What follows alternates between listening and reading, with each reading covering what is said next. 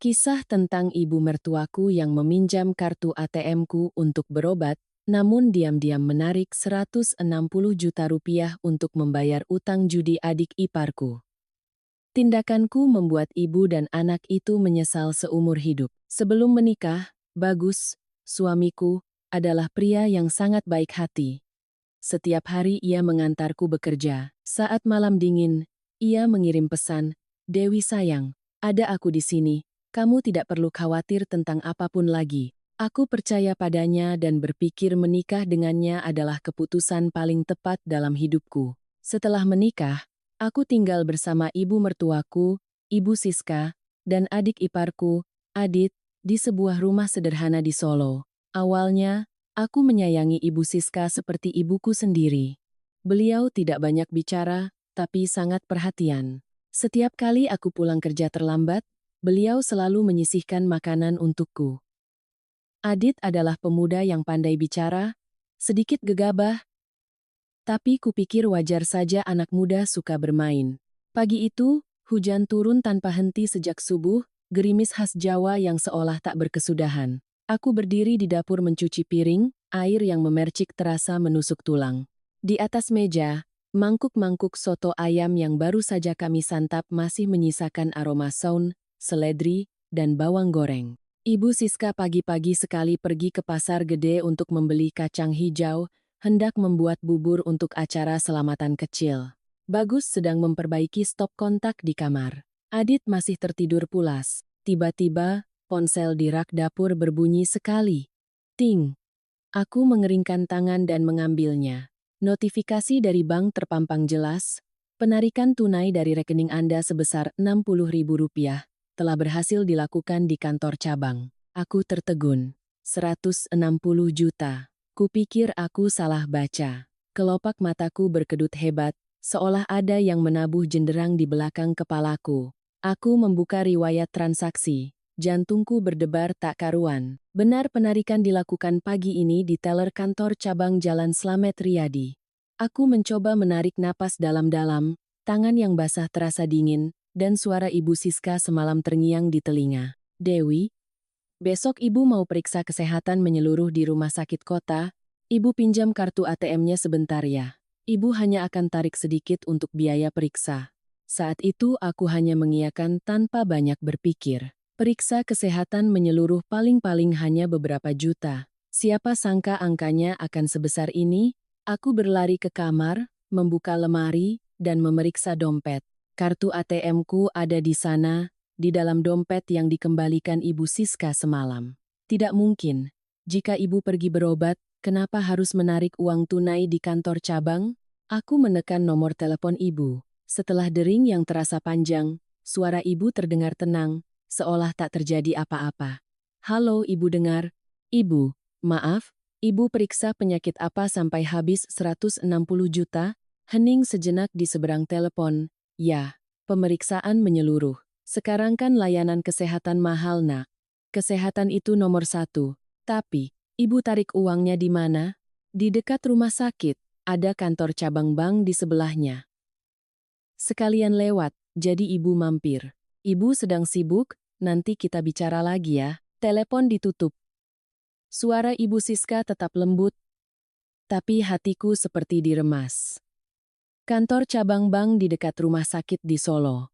Setahuku hanya ada satu, tapi di sebelahnya bukan rumah sakit, melainkan warung judi bola Jaya Abadi yang terkenal itu. Aku berdiri mematung sambil memegang ponsel. Suara hujan yang jatuh di atap seng terdengar teratur, seperti detak jantungku yang kacau.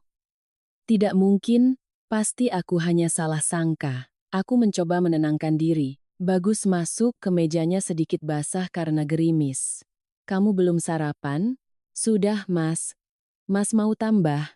"Sudah, kenyang. Ibu tadi bilang mau ke rumah sakit pagi-pagi, mungkin baru pulang siang." Ia berkata sambil melipat koran, matanya menghindariku. Cara ia menghindar membuat firasat buruk menyelimuti hatiku. Seseorang bisa menyembunyikan rasa takut, tapi sorot mata tidak pernah bisa berbohong. Aku kembali ke dapur, aroma sabun cuci piring bercampur dengan sisa soto yang mendingin. Aku membuka jendela, memandang halaman yang basah kuyup. Daun pisang melengkung ke bawah, meneteskan butiran air yang berat. Di dalam hatiku, hujan yang lain baru saja dimulai, bergemuruh pelan, namun aku tahu akan menjadi badai.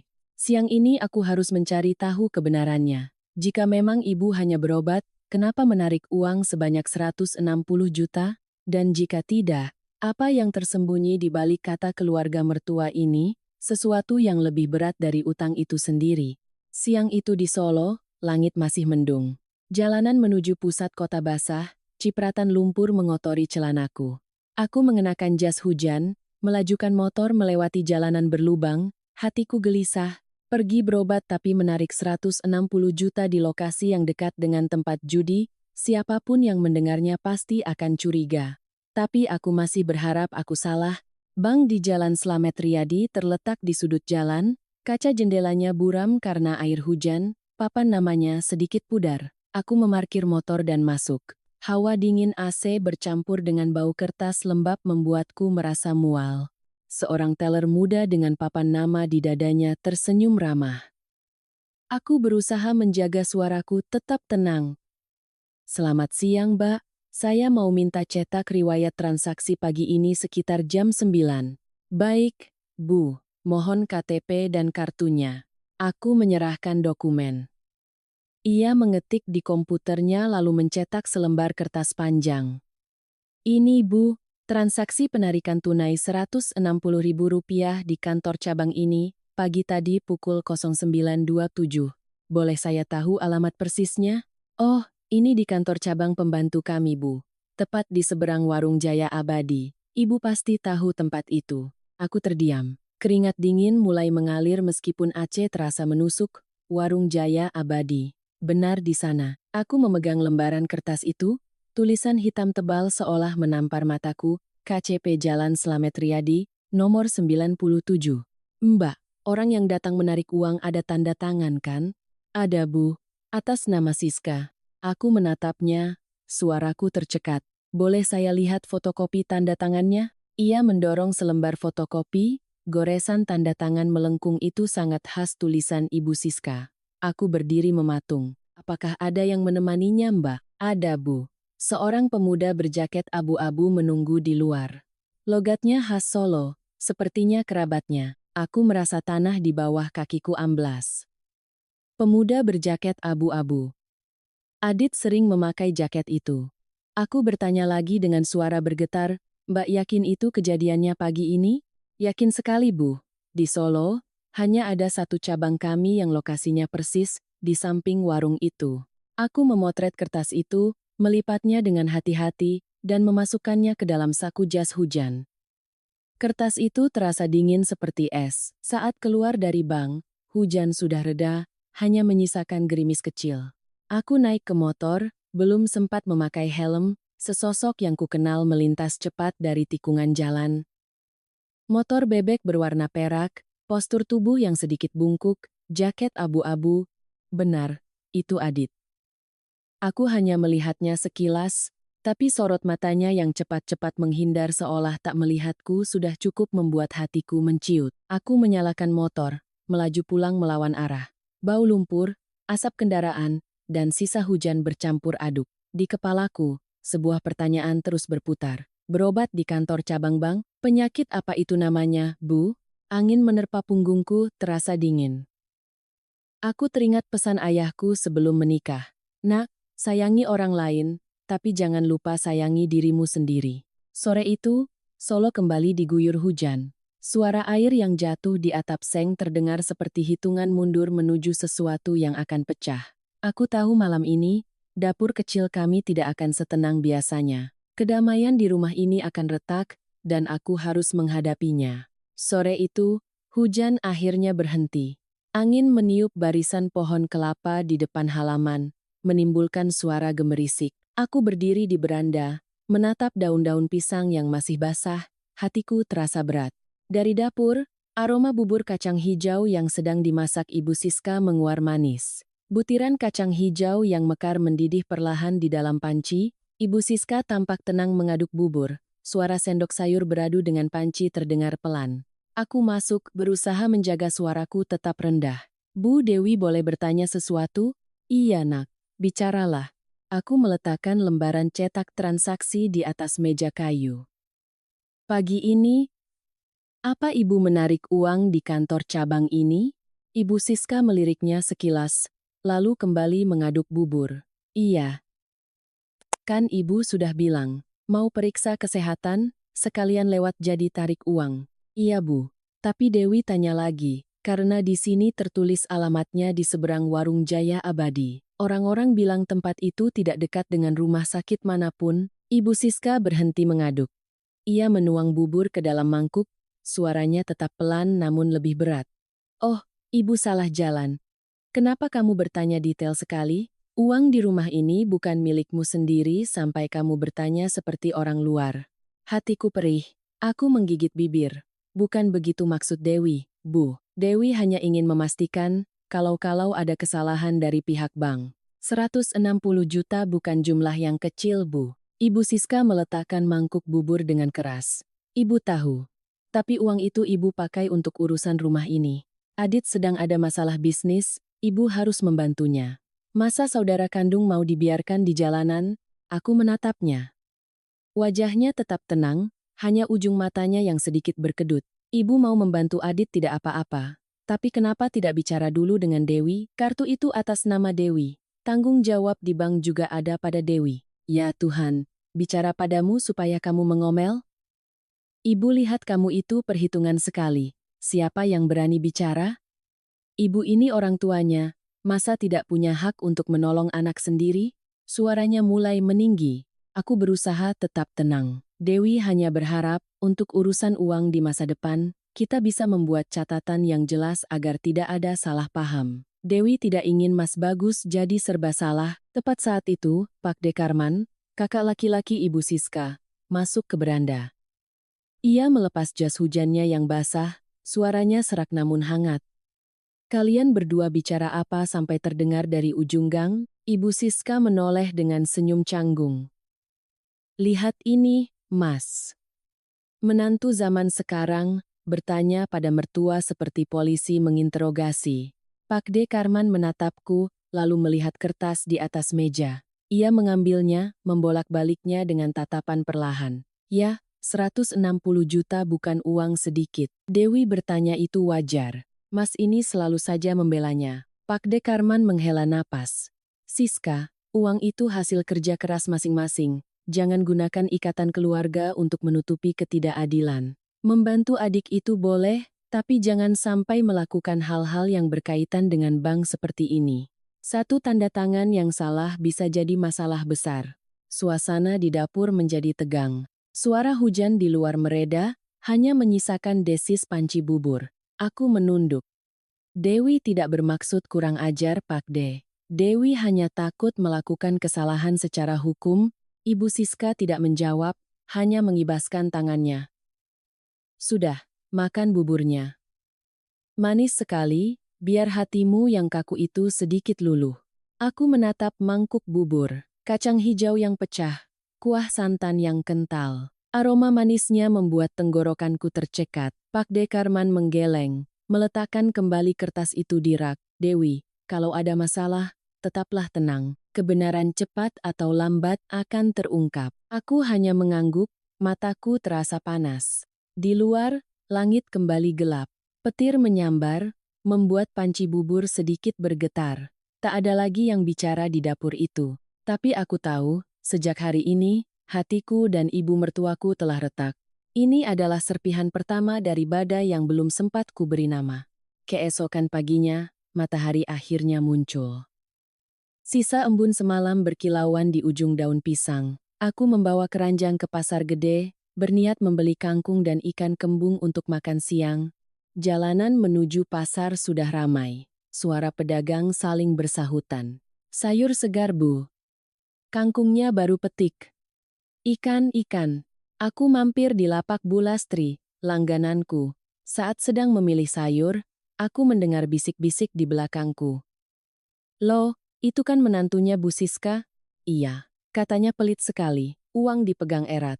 Mertuanya sampai harus pinjam sana-sini untuk menolong adiknya. Astaga, menantu macam apa itu? Kasihan suaminya. Tanganku berhenti bergerak, ikatan kangkung jatuh ke lantai semen yang basah. Aku berbalik, dua ibu-ibu pedagang yang tadi berbisik langsung berpura-pura memilih ikan. Aku menggigit bibir, memungut kembali kangkung itu. Bu Lastri, ini berapa semuanya? Bu Lastri tampak canggung. Dewi, jangan didengarkan omongan orang. Di sini semua tahu kamu sangat perhatian pada keluarga mertuamu. Aku tersenyum tipis, tapi hati terasa pahit. Jadi, ibu sudah menceritakan masalah uang ini pada orang luar. Saat melewati deretan penjual ikan, Rina, sahabatku yang bekerja di toko kain dekat pasar, menghampiriku. "Du, tunggu sebentar." Rina menarikku ke warung es dawet di pinggir jalan, suaranya berbisik. "Kamu sudah dengar? Pagi ini seisi pasar membicarakan menantu Bu Siska yang pelit tidak mau membantu keluarga. Ibu mertuamu sendiri yang pertama kali cerita. Kamu dengar dari siapa? Dari Bu Lastri." Beliau dengar langsung dari lapak Yusumi. Ibu mertuamu cerita dengan sangat jelas, bahkan mengeluh punya menantu tapi seperti orang asing. Aku mencengkeram gelas es dawet. Rasa dinginnya menjalar ke tanganku, jantungku terasa sesak. Ibu bicara begitu, pasti karena marah soal kemarin. Rina menatapku iba. Marah sih wajar, tapi membawa masalah keluarga ke pasar itu salah. Lagi pula, aku rasa masalah 160 juta ini belum selesai. Sepertinya Adit memang terlibat judi. Aku menatapnya. Maksudmu? Kemarin aku mampir ke rumah bibiku di ujung gang dekat warung Jaya Abadi. Bibiku bilang sering melihat Adit keluar masuk tempat itu. Bahkan pernah dengar ada suara orang bertengkar menagih utang. Kamu hati-hati, jangan sampai terseret. Aku mengangguk pelan. Es dawet di tanganku terasa hambar. Sinar matahari menerpa meja, menyinari lembaran kertas transaksi yang masih kusimpan di saku. Kertas itu sudah sedikit lecek, tapi setiap angka yang tercetak terasa seperti goresan pisau. Aku berbisik, aku tidak mau membuat keributan, tapi aku harus mencari tahu. Jika uang itu benar-benar diambil untuk hal itu, aku tidak bisa diam selamanya. Rina menggenggam tanganku. Apapun yang kamu lakukan, pastikan kamu punya bukti. Jadi menantu, kalau gegabah dibilang kurang ajar, kalau diam saja dibilang bodoh, hanya bukti yang bisa membuat mereka bungkam. Aku memandang ke arah pasar. Suara tawar-menawar, tawa, dan pisau membelah ikan, semuanya bercampur menjadi hiruk-pikuk. Di seberang jalan, sosok yang kukenal sedang sibuk memasukkan barang belanjaan. Itu Adit. Ia melihatku terdiam sejenak, lalu memutar motornya ke arah lain. Siang itu, saat aku masuk ke dapur, ibu sedang menyiapkan makan siang. Ia tersenyum lembut. "Loh, sudah pulang dari pasar, Nak? Tadi di pasar banyak yang memuji kamu rajin." Suaranya terdengar manis, tapi setiap kata terasa seperti jarum kecil. Aku menunduk membersihkan kangkung, hanya menjawab iya pelan. Dalam hati aku mengerti, ibu tidak hanya menginginkan uangku, ia juga ingin mengambil nama baikku. Sejak saat itu, aku memutuskan untuk tidak membiarkan diriku diinjak-injak lebih jauh. Aku akan diam-diam mencari bukti, bukan untuk balas dendam, tapi untuk melindungi kehormatanku yang tersisa. Di halaman, sisa sinar matahari jatuh di atas ubin basah. Angin menggerakkan rumpun bambu. Aroma ikan kembung balado dari dapur tercium harum, namun terasa menyesakan. Kehormatan seorang menantu terkadang seperti masakan di wajan. Sekali saja ada yang mengaduknya terlalu keras, maka akan hangus semuanya. Sore itu cuaca terasa gerah. Sinar matahari menembus celah-celah tirai bambu, menciptakan berkas-berkas cahaya di lantai. Aku baru saja selesai menjemur pakaian saat mendengar suara ibu memanggil, "Dewi, ayo bantu ibu siapkan makan malam." Aroma ikan balado, sayur bening bayam yang manis, kangkung rebus yang hijau segar, dan sambal terasi yang pedas. Dapur terasa hangat, tapi hatiku tidak merasa damai. Di meja makan, 4 piring nasi sudah disiapkan. Ibu duduk di ujung meja, di kanannya Mas Bagus, di seberangnya Adit. Aku duduk di sudut. Ibu mengambil potongan ikan terbesar untuk Adit. "Makan yang banyak, Nak. Laki-laki harus kuat." Adit tersenyum, lalu menunduk makan. Aku berkata pelan, "Bu, potongan ikan itu untuk Mas Bagus saja." Dia belum makan sama sekali. Biar saja, nanti ibu ambilkan lagi. Adit kurus sekali, kasihan. Aku terdiam, mengaduk-aduk nasi di piringku. Tenggorokanku terasa tercekat. Sejak masalah uang itu terjadi, setiap kali makan ibu selalu menunjukkan keberpihakannya dengan jelas. Ibu menoleh ke arah Mas Bagus. Kamu juga, ingatkan istrimu jangan ikut campur urusan ibu lagi. Uang ibu, mau ibu pakai untuk siapa? Itu hak ibu. Mas Bagus menatapku, tampak bingung. Bu, Dewi kan hanya khawatir demi kebaikan bersama. Ibu memotongnya. Kebaikan bersama tapi membuat seisi pasar membicarakan ibu meminjam uang karena menantunya pelit. Begitu, aku meletakkan sendok, suaraku pelan tapi tegas. Bu, Dewi ulangi sekali lagi. Dewi tidak pernah pelit. Dewi hanya ingin setiap pengeluaran di rumah ini tercatat jelas. Jika Dewi yang tanda tangan, Dewi akan bertanggung jawab. Jika ibu yang tanda tangan, Dewi tidak akan ikut campur. Mata ibu membelalak.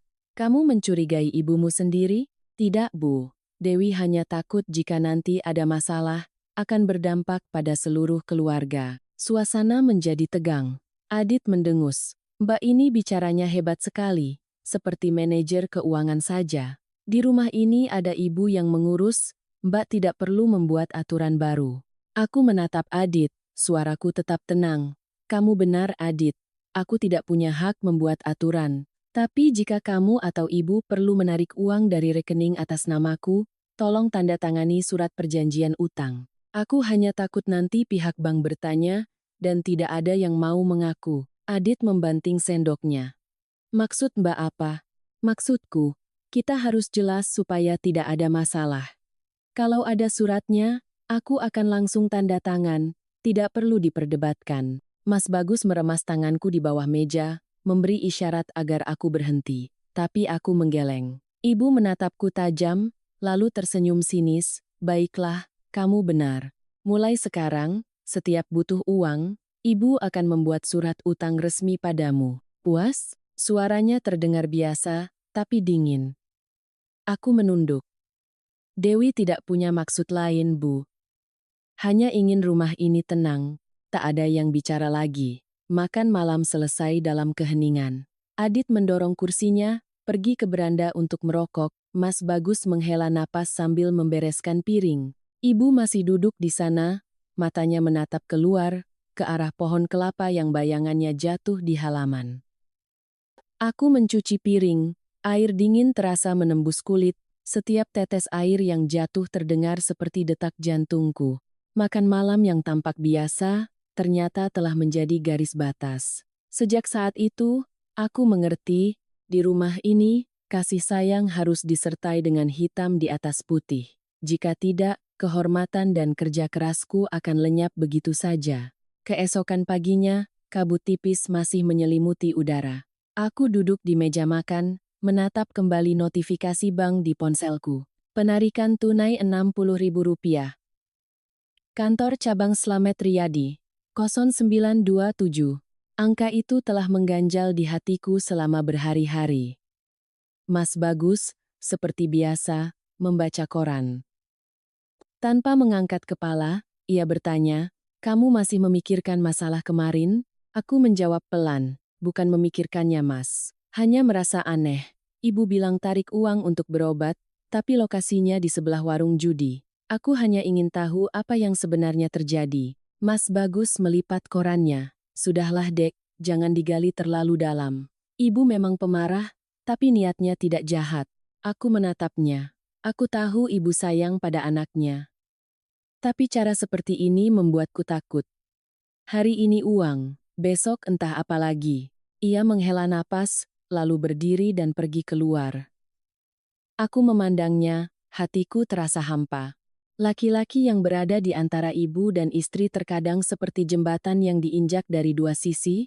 Satu-satunya cara untuk tetap seimbang adalah dengan diam. Sorenya, aku bertemu Rina di pasar. "Do, aku sudah minta tolong temanku yang kerja di bank. Katanya hari itu memang ada seorang ibu-ibu dan seorang pemuda yang datang menarik uang tunai dengan jumlah persis seperti itu." "Kamu serius?" "Iya." Ibu-ibu itu memakai blus ungu bermotif bunga, ditemani seorang pemuda kurus dengan rambut cepak. Terdengar familiar kan? Aku menggigit bibir. Jelas sekali itu Ibu dan Adit. Rina melanjutkan dengan suara pelan. Kamu mau aku bantu kumpulkan bukti lagi? Aku bisa minta temanku mengecek rekaman CCTV. Aku menggeleng. Belum perlu, kita harus punya alasan yang kuat untuk memintanya. Aku akan coba datang langsung ke sana dan bertanya baik-baik. Rina mengangguk. Oke, tapi hati-hati kalau pergi sendiri. Aku tersenyum. Tenang saja. Aku tidak akan gegabah, hanya ingin memancing kebenaran. Keesokan paginya, aku mengenakan kemeja putih rapi, celana kain hitam, dan rambut diikat. Aku pergi ke kantor cabang bank itu. Aku mengambil nomor antrian dan menunggu teller yang kemarin melayaniku. Selamat siang Bu, ada yang bisa dibantu? Saya mau meminta salinan dan konfirmasi transaksi penarikan tunai hari Selasa minggu lalu. Rekening atas nama Dewi Puspita, ini KTP saya. Ia memeriksa sebentar, lalu mencetak dokumen. Bu, transaksi ini dilakukan menggunakan surat kuasa. Ada seseorang yang mendampingi untuk mengonfirmasi tanda tangan. Boleh saya lihat fotokopinya? Boleh, Bu. Tapi mohon tanda tangan untuk konfirmasi pengambilan salinan ya. Aku menerima kertas itu. Tanda tangannya berantakan, goresan di akhir nama sengaja dipanjangkan, bukan tanda tanganku. Wajahku memucat. Siapa yang mendampingi hari itu? Di sini tercatat nama pendampingnya, Aditya Pratama. Aku tersenyum tipis. Terima kasih Mbak, saya minta fotokopi KTP-nya juga, untuk pencocokan. Teller itu tampak ragu. Maaf Bu. Sesuai aturan, kami tidak bisa memberikan salinan KTP pihak lain. Tapi Ibu bisa membuat laporan resmi jika mencurigai adanya pemalsuan. Baik, saya akan membuatnya. Aku menandatangani formulir, goresan penaku lurus tanpa getar. Salinan surat kuasa palsu itu kini ada di tanganku, setiap barisnya terasa seperti tusukan jarum. Keluar dari bank, matahari Solo terasa menyengat. Aku menatap papan nama warung judi di seberang jalan. Pintunya sedikit terbuka. Di dalamnya samar-samar terlihat beberapa orang. Seorang pemuda berjaket perak sedang tertawa sambil menelepon, posturnya sangat kukenal. Adit, aku berdiri mematung. Angin panas menerpa wajahku, membawa bau asap rokok dari warung itu. Aku mengeluarkan ponsel, mengangkatnya, dan mengambil 2 foto. Satu foto bagian depan warung, satu lagi foto siluet Adit yang sedang berjalan masuk. Foto itu kecil, tapi bagiku, itu adalah umpan pertama. Malamnya, aku pulang dan memasak seperti biasa. Ibu duduk di ruang tengah menonton TV. Adit mampir sambil tertawa. Bu, besok Adit mau pergi ada urusan, pinjam mobil ya. Iya, pakai saja. Mobil di rumah ini milik bersama, siapa saja boleh pakai. Aku mendengarnya dan merasa sesak. Ibu menganggap mobil sebagai milik bersama, tapi uangku juga dianggap milik bersama. Aku menyajikan makan malam untuk ibu. Ia mengangguk dengan senyum tenang. Aku menatapnya, bergumam dalam hati, aku tidak akan berteriak, tidak akan berdebat, tapi aku akan membiarkan kebenaran berbicara dengan sendirinya. Ibu percaya pada kata-kata Adit, aku percaya pada bukti. Kita lihat siapa yang akan menang. Di luar, angin malam menggesek daun pisang, menimbulkan suara gemerisik. Malam di Solo turun perlahan, seolah tahu aku sedang mengikat simpul satu persatu untuk pertarungan yang akan datang. Sejak memegang surat kuasa palsu dan foto itu, hatiku tidak lagi bergejolak. Emosiku berubah menjadi ketenangan yang aneh, seperti permukaan danau sebelum badai. Aku tetap memasak, menyapu, pergi ke pasar, dan berbicara dengan ibu mertuaku seolah tidak terjadi apa-apa. Ibu juga berhenti menyindir, bahkan menjadi lebih manis. Tapi aku tahu, itu adalah siasatnya. 3 hari lagi adalah acara selamatan haul untuk kakek Mas Bagus. Keluarga kami besar. Setiap tahun acara ini selalu ramai, 2 halaman penuh dengan tikar dan hidangan. Aku menduga, ibu akan memilih hari itu untuk membersihkan namanya. Dan aku juga memilih hari itu untuk membiarkan kebenaran bersuara. Sorenya aku menelepon Rina. Rin, video yang aku kirim kemarin masih kamu simpan? Masih. Sudah aku buat cadangannya. Kamu mau melakukan apa? Acara haul nanti pasti ramai. Ucapanku sendiri tidak akan ada yang percaya. Aku butuh mereka melihatnya sendiri. Rina ragu. Kamu nekat sekali. Tapi hati-hati, ibu mertuamu bukan orang yang mudah dihadapi. Aku tersenyum. Bukan untuk melawan, hanya untuk menerangi. Malam itu, aku mengambil sebuah USB kecil dari laci, menempelinya label bertuliskan 160 juta. Aku memeriksa setiap filenya, foto kantor cabang, video Adit di warung judi, fotokopi surat kuasa palsu, dan riwayat transaksi bank. Semuanya tersusun rapi seperti bidak catur yang siap dimainkan. Malam semakin larut. Aku duduk di depan meja, menulis di buku harian. Hari H, selamatan haul kakek. Ibu Siska, Adit akan hadir. Keluarga besar akan berkumpul. Asap kemenyan akan menjadi tirai. Kebenaran akan menjadi cahaya. Aku menatap tulisan itu, mendengar detak jam. Hatiku tidak lagi bergetar, hanya ada perasaan seperti seseorang yang menunggu waktu yang tepat untuk menabuh jenderang. Keesokan paginya, ibu memintaku membantunya memasak. Aku menyingsingkan lengan baju sambil tersenyum. Baik, Bu. Dewi rebus ketupat atau siapkan opornya? Ibu menatapku dengan curiga. Tumben kamu rajin sekali pagi ini? Aku menjawab pelan. Ini kan acara haul keluarga kita, Bu. Mana berani Dewi malas. Di dapur, asap tungku berbaur dengan aroma santan, bumbu opor, dan wangi daun salam. Suara-suara itu terdengar damai, tapi aku merasakan ada ribuan air mata yang telah mengering di setiap desis masakan. Siang hari, Mas Bagus sibuk menata bunga di meja untuk sesaji. Ibu berjalan mondar-mandir, memberi perintah sambil tersenyum, berlagak seperti nyonya rumah yang berkuasa. Adit juga pulang lebih awal, berpakaian rapi. Wah, haul tahun ini pasti ramai. Serunya, aku mendengarnya dan merinding. Tawanya terdengar dingin dan kosong. Sorenya, aku membantu menata tikar di ruang utama. Di bawah meja sesaji, aku meletakkan sebuah keranjang rotan kecil berisi ponsel Rina yang sudah dalam mode merekam. Kameranya mengarah tepat ke tempat ibu dan Adit akan duduk. Rina akan berada di luar, berpura-pura membantu menyajikan minum, tapi sebenarnya memantau rekaman. Saat itu, aku hanya berbisik dalam hati, Kek, menantumu hari ini tidak ingin bertengkar, hanya ingin menunjukkan kebenaran. Malamnya, asap kemenyan mulai memenuhi rumah. Sanak saudara berdatangan, suara salam dan tawa riuh rendah. Ibu tersenyum ramah menyambut setiap tamu. Wajahnya begitu baik, seolah-olah ia adalah ibu mertua yang paling penyayang. Aku juga tersenyum, menyajikan minuman, tanpa menunjukkan sedikit pun rasa kesal. Tapi tatapan mataku sudah berbeda. Bukan lagi tatapan orang yang pasrah, melainkan tatapan seseorang yang memegang kartu terakhir. Malam haul itu, aku berdiri di dekat meja sesaji, berdoa dalam diam. Ya Tuhan, lindungilah aku agar hari ini kebenaran tidak terkubur dalam kebohongan. Lampu di halaman menyinari tikar utama. Aku melihat Rina di dekat pintu, ia mengangguk pelan. Kamera sudah merekam, semuanya siap. Besok, saat matahari terbit, aku akan meletakkan map coklat berisi semua bukti ini di hadapan semua orang, dan membiarkan kebenaran untuk pertama kalinya bersuara di tengah asap kemenyan dari sebuah acara yang tampak damai. Siang itu, halaman rumah penuh sesak.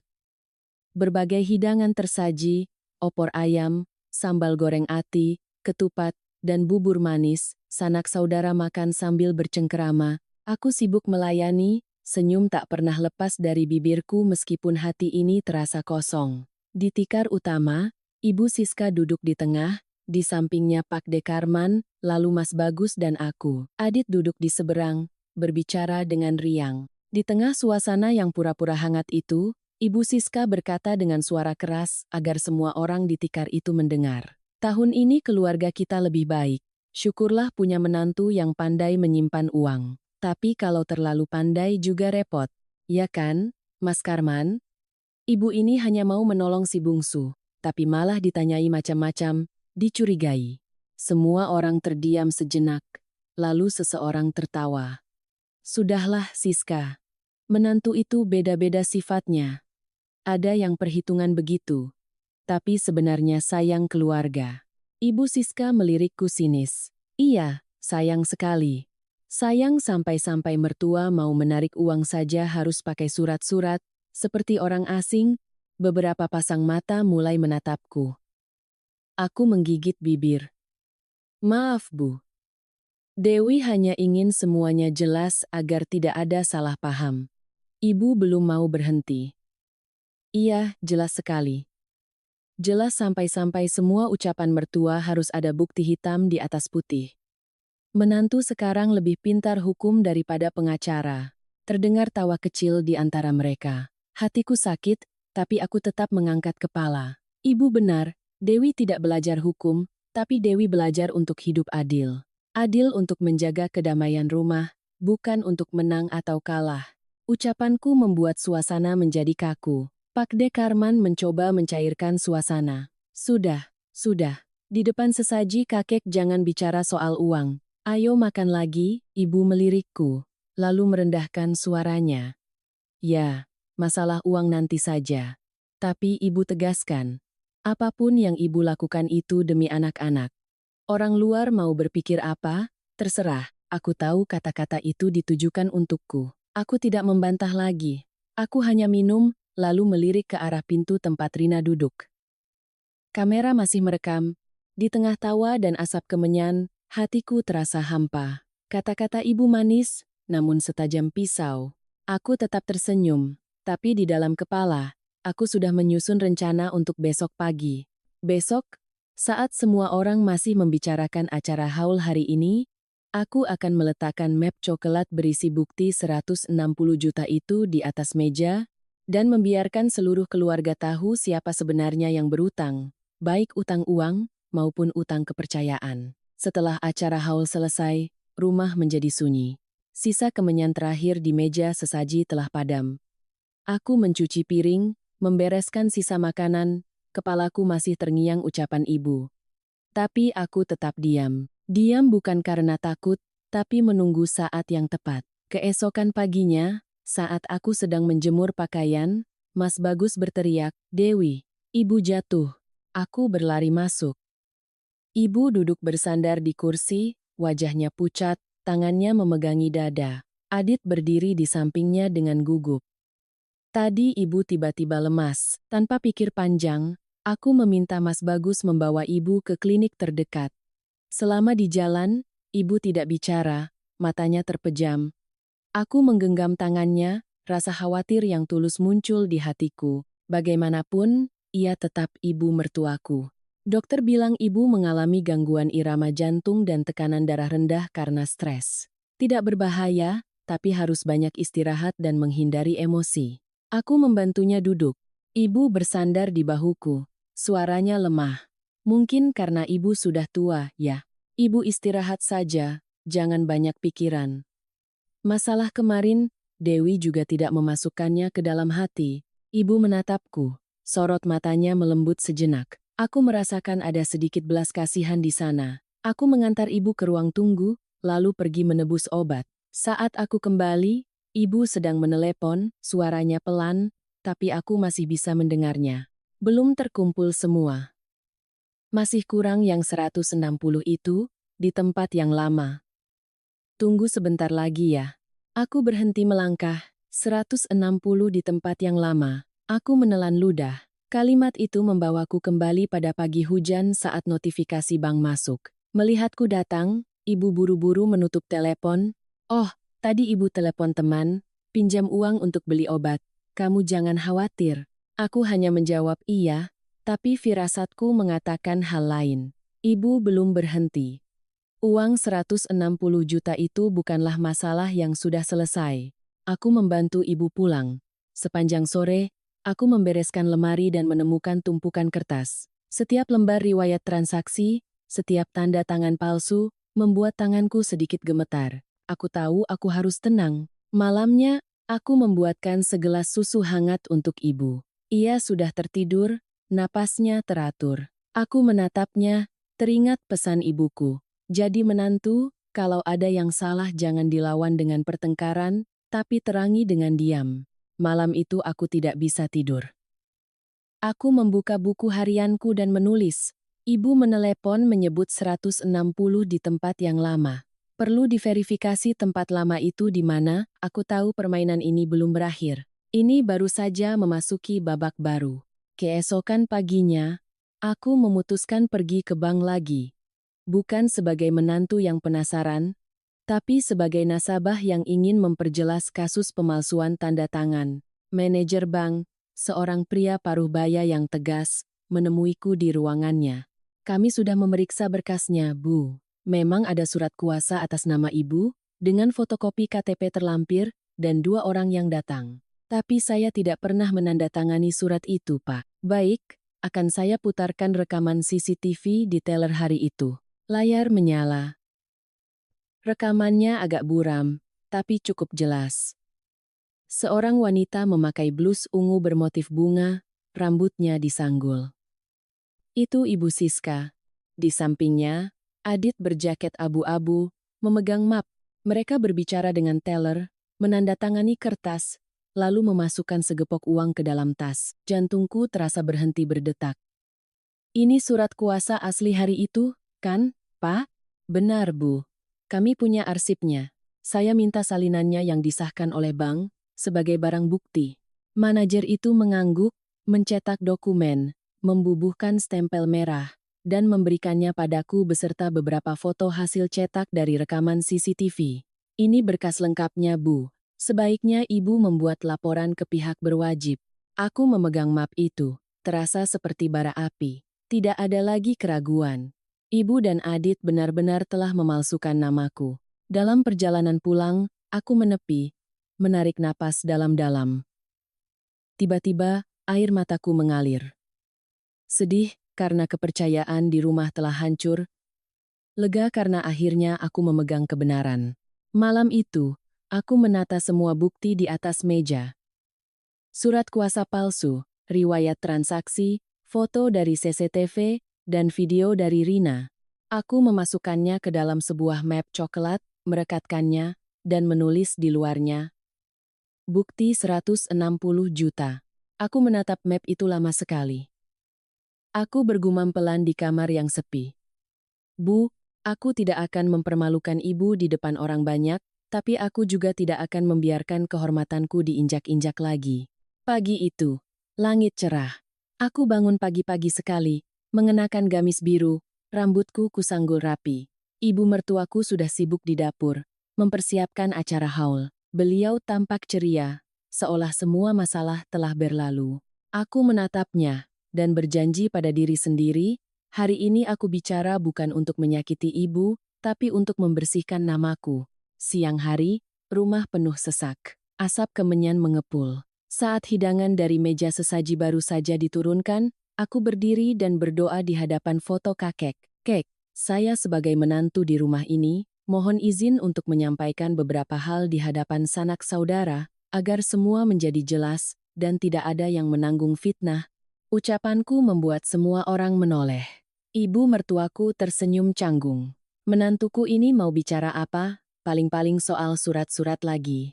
Beberapa orang tertawa, mengira itu hanya lelucon. Tapi aku tetap menunduk hormat, lalu dengan perlahan mengeluarkan map coklat dari tasku dan meletakkannya di tengah tikar. Ruangan mendadak hening. Aku mengangkat kepala, suaraku jelas. Ini adalah seluruh dokumen terkait uang sebesar 160 juta rupiah yang ditarik dari rekening saya. Saya mohon izin untuk membacakannya agar semua jelas. Mas Bagus hendak berdiri, tapi aku memberi isyarat agar ia tetap duduk. Aku membuka map, mengeluarkan salinan surat kuasa palsu. Ini adalah surat kuasa atas nama saya, tapi tanda tangan dan KTP-nya bukan milik saya. Terlampir adalah surat pengesahan dari bank dan foto dari rekaman CCTV. Orang yang melakukan transaksi hari itu adalah Ibu Siska dan Adit. Suasana menjadi riuh. Ibu berdiri, wajahnya pucat pasi. Kamu bicara apa, Dewi? Ibu tidak pernah melakukan itu. Aku memberikan kertas itu pada Pak D. Karman. Pak D, mohon dilihat. Ini ada stempel resmi dari bank dan foto dari CCTV. Pak D. Karman mengambilnya, memakai kacamatanya, dan membaca dengan teliti. Ia terdiam lama, lalu menatap adiknya dengan suara berat. Siska, di sini jelas ada namamu. Apa benar kamu yang tanda tangan? Ibu tidak menjawab, matanya bergerak liar. Adit berdiri sambil tertawa canggung. Mungkin hanya salah paham Pak D. Waktu itu ibu kan membantu Mbak Dewi tarik uang. Aku menatap lurus ke arah Adit. Membantu? Tapi kenapa harus pakai surat palsu? Kenapa menariknya di kantor cabang sebelah warung judi? Dan kenapa setelah itu, kamu terekam video sedang membayar utang di sana? Orang-orang mulai berbisik, ibu mertuaku gemetar. Kamu membuat keributan seperti ini, apa kamu tidak kasihan pada arwah kakek? Justru karena arwah kakek, saya ingin rumah ini jujur, Bu. Bukan karena saya bicara jujur, tapi karena ada yang menyembunyikan kebohongan. Pak D. Karman meletakkan kertas itu. Uang itu hasil kerja keras. Jangan gunakan ikatan keluarga untuk menutupi ketidakadilan. Siska, kamu salah. Menolong anak itu harus dengan cara yang benar, bukan dengan memalsukan nama menantu. Ibu menunduk, tak berkata-kata. Wajah Adit pucat. Aku menarik napas dalam-dalam. Saya tidak butuh permintaan maaf. Saya hanya ingin, mulai hari ini, siapapun yang berbuat di rumah ini, bertanggung jawab atas namanya sendiri. Menantu mungkin miskin uang, tapi kaya akan harga diri, Bu. Tak ada lagi yang bicara. Angin tiba-tiba bertiup kencang, membuat ujung kemenyan patah dan abunya jatuh ke lantai. Pak D. Karman berdiri. Sudah, masalahnya sudah jelas. Anggap saja ucapan Dewi ini sebagai doa untuk kakek. Semoga kita semua bisa hidup lebih jujur.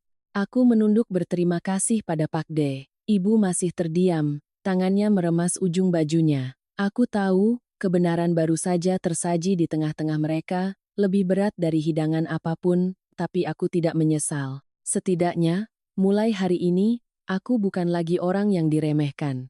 Setelah semua tamu pulang, rumah menjadi sunyi senyap. Ibu keluar dari kamar, wajahnya merah padam. Tangannya yang gemetar menunjuk ke arahku.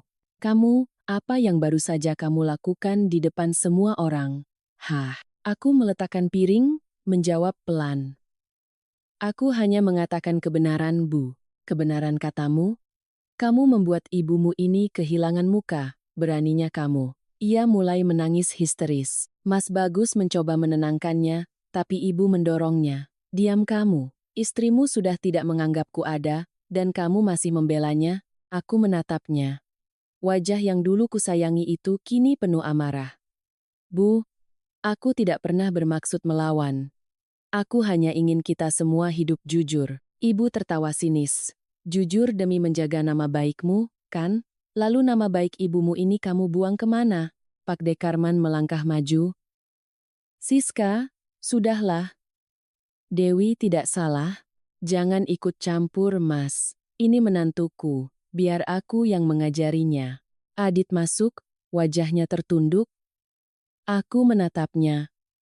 Adit, kalau aku salah, silakan bantah. Tapi apa kamu berani bersumpah? Tidak mengambil uang itu? Adit diam, bibirnya bergetar tanpa suara. Ibu mencoba membela. Dia masih muda, dia hilaf. Ibu melakukannya karena sayang padanya. Aku menatap ibu. Ibu sayang Adit, aku mengerti. Tapi sayang bukan berarti melakukan hal yang melanggar hukum. Jika aku yang melakukan itu, apa yang akan ibu pikirkan? Ibu terdiam, lalu berteriak. Aku tidak peduli. Mulai hari ini, aku tidak mau melihat wajahmu lagi di rumah ini. Pergi. Kata pergi menggema di seluruh ruangan. Mas Bagus terpaku, Pak D. Karman hanya bisa menghela napas. Aku menunduk. Bu, aku tidak ingin pergi, tapi aku juga tidak bisa tinggal di rumah di mana aku tidak lagi dipercaya. Kapanpun ibu butuh, aku tetap menantu ibu. Tapi untuk hari ini, aku mohon izin untuk pergi. Mas Bagus menggenggam tanganku erat. Aku ikut denganmu. Ibu berbalik. Kalau kamu melangkah keluar dari pintu ini, jangan panggil aku ibu lagi. Mas Bagus tidak menjawab. Ia hanya menunduk hormat, lalu menarik tanganku ke kamar. Kami mengemasi beberapa helai pakaian. Suara ibu masih terdengar parau di belakang kami. Anak durhaka. Kamu melawan ibumu. Aku berhenti di ambang pintu, menoleh ke belakang. Bayangan ibu yang terduduk lesu di dekat meja sesaji terlihat samar di antara sisa asap kemenyan. Aku tidak menangis, hanya merasakan kekosongan yang menyakitkan. Aku menangkupkan tangan, menunduk dalam-dalam. Bu, aku tidak pernah ingin membuat ibu menderita. Aku hanya ingin menjaga sedikit kehormatan untuk kita berdua. Lalu aku melangkah keluar. Angin bertiup kencang. Pintu gerbang besi tertutup di belakang kami, suaranya melengking, memutus ikatan yang telah terjalin bertahun-tahun. Di luar, langit mendung. Badai terakhir telah tiba, tapi di dalam hatiku, langit mulai cerah. Malam itu, Solo diguyur hujan lagi. Aku duduk di boncengan motor, menatap rumah di belakangku yang kini hanya bayangan samar. Saat motor melaju, aku mendengar suara gerendel gerbang dikunci dari dalam, keras, dingin, dan final. Pintu itu tertutup bukan hanya untukku, tapi juga untuk tahun-tahun kepasrahan seorang menantu. Kami menyewa sebuah kamar kos kecil di dekat pusat kota. Dindingnya sudah tua, tapi bersih dan terang. Mas Bagus meletakkan tas, lalu membuka jas hujanku. Maafkan aku, Dek. Seharusnya aku melakukan ini lebih awal. Aku menggeleng. Tidak ada yang menginginkan perpisahan, Mas. Tapi kadang, untuk menjaga kewarasan, kita harus melangkah keluar.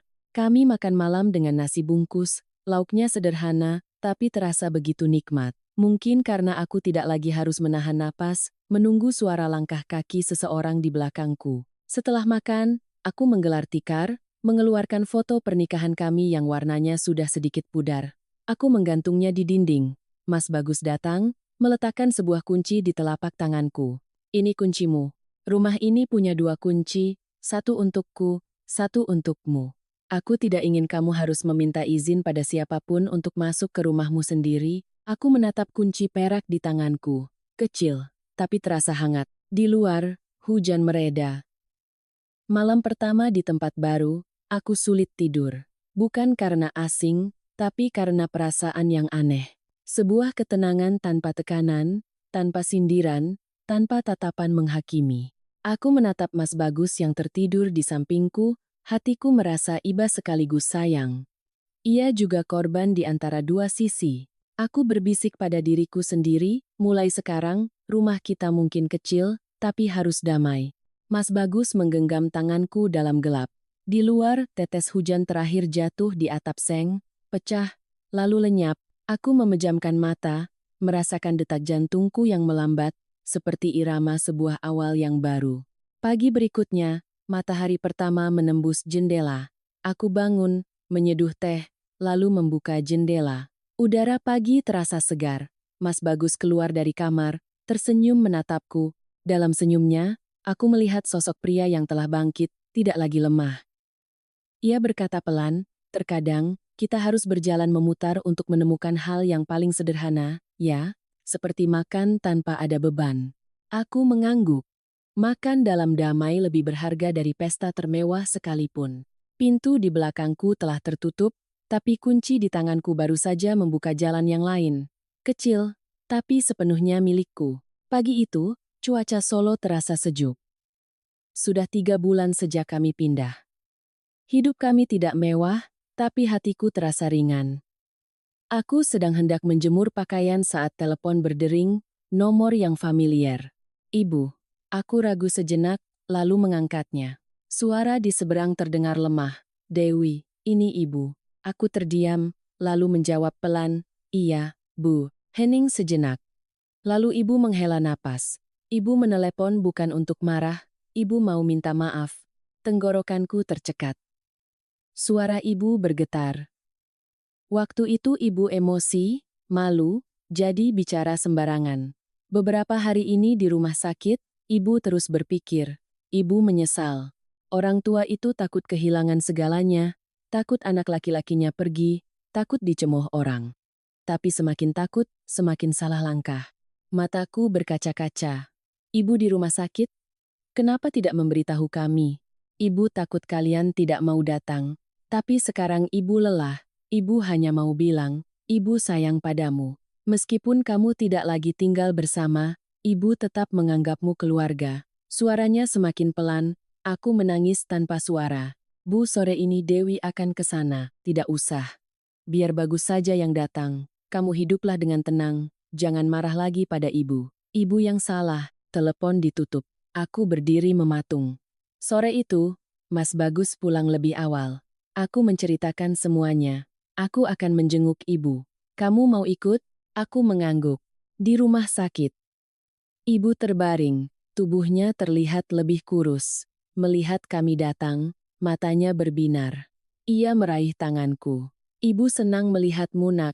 Ia menghela napas, matanya basah. Orang bilang, saat hampir tiada, baru kita sadar betapa keras kepalanya kita selama ini. Ibu tidak butuh uang, tidak butuh kehormatan, ibu hanya butuh teman makan dan bicara. Ternyata, menantu dan mertua itu juga darah daging dalam satu rumah, hanya saja darahnya bercampur sedikit air mata.